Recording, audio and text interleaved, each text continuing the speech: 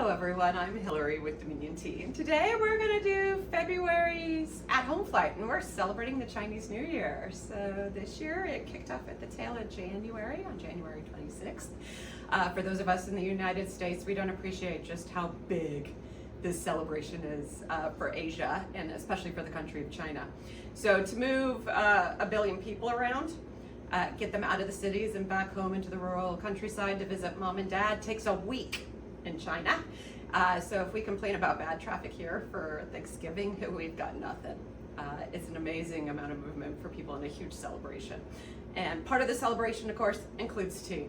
And so we've got to introduce you to three of them that are just absolutely fun to play with. And we're going to kick off with the tea cake.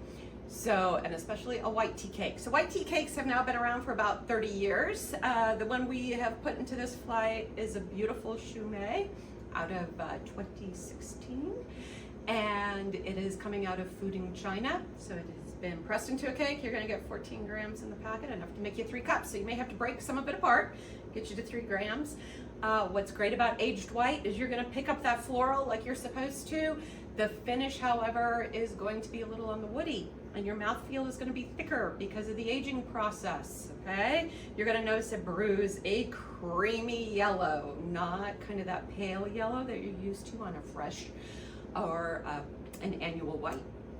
So this is a great way to start playing with white tea cakes and with aged white tea, which, give or take who you talk to, some people don't think it's Chinese enough, but I believe in innovation and change, and this is what the Chinese played with in the 1990s, and it has made a market in the country. It's allowed white tea to come in and compete with pu'er. It's helped to even out the economics of the tea industry in the country, which is fabulous for the industry as a whole, keeps it operating and getting it big enough so it can export to small companies like mine, and keep operating. So this is a fabulous invention and something you should be and start to get yourself familiar with.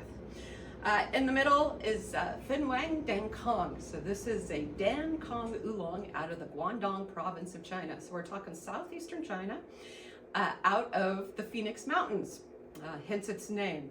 So what is so interesting about Dancong oolongs? They are single harvest from old tree. And so you get an interesting effect because you don't know what you're getting every year, but you're going after the tree and you're going after the harvest. So this year's Dancong is darker leaf. However, you still have a very light orange brew. You still have a beautiful vegetal flavor, but it's lighter and creamier on the finish this year than we've had in past years. So it is a beautiful oolong to test out, but keep in mind a good Dancong is going to change season after season after season. And so you're going to brew this 195 degrees and 4 minutes. Last but not least is one of my favorite Chinese teas. This is Lapsang Souchong. So this is a pine smoked black tea out of Wuyi, China, on the very far western edge of Fujian. What makes this tea so phenomenal is that it was made by mistake.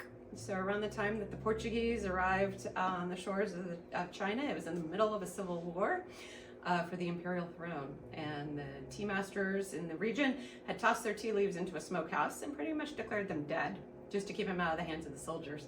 Well, the Portuguese asked for something, and the Chinese sold them the smoked tea leaves. The Portuguese, not knowing any better, drank it, loved it, sailed it all the way back around, right? So this would be around the Cape of Good Hope at the time.